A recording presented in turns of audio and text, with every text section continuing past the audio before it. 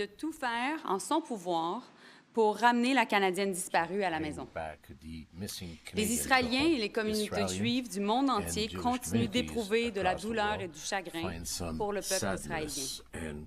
Et aux Israéliens et aux communautés juives du Canada et du monde entier, je voudrais dire que le Canada et les Canadiens ressentent votre douleur et je ressens.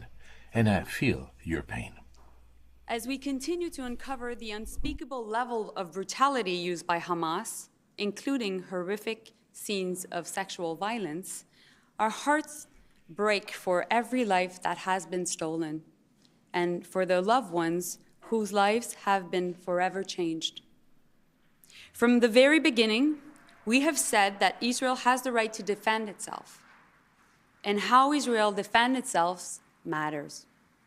It matters for the future of both Israelis and Palestinians, and it matters for the future of the region.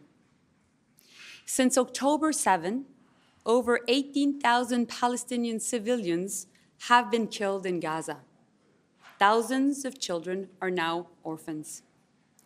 Countless Palestinian civilians in Gaza are suffering without water, food, fuel, or medicine, and their homes have been reduced to rubble. We must recognize that what is unfolding before our eyes will only enhance the cycle of violence. This will not lead to the durable defeat of Hamas, which is necessary, and the threat that it poses to Israel. With the future of Israelis and Palestinians in mind, Canada is joining the international call for a humanitarian ceasefire. We have done so in a joint statement with Australia and New Zealand earlier today, and we have done so this afternoon at the UN. Nous devons reconnaître que ce qui se déroule sous nos yeux ne fera que renforcer le cycle de violence. Cela ne conduira pas à la défaite du Hamas, qui est nécessaire, et de la menace qu'il fait peser sur Israël. En gardant à l'esprit l'avenir des Israéliens et Palestiniens, le Canada se joint à l'appel international en faveur d'un cessez-le-feu. A human ceasefire. We did it in a common declaration with Australia and New Zealand. And we are doing this afternoon at the UN. We're not naive. This ceasefire cannot be one-sided. Hamas continues to hold hostages, use civilians as shields, and attack Israel. Hostages must be released immediately. Civilians must be protected, and foreign nationals, including, of course, Canadians, must be allowed to leave Gaza. Hamas must lay down its weapons.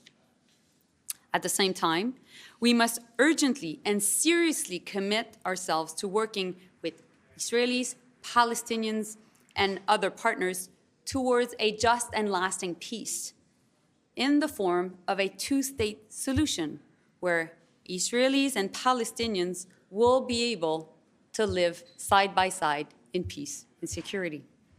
This weekend, I hosted my counterparts from Saudi Arabia, from Turkey, and the Palestinian Authority to discuss just that. And I've been in contact with Jordan, with France, with New Zealand, with Australia, with the UK and the US over the past 2 days. And we will continue that conversation over the coming months with our partners from the region. Palestinians and Israelis have a right to build their future and their dreams. They have the right to a sustainable future for themselves and for future generations to come.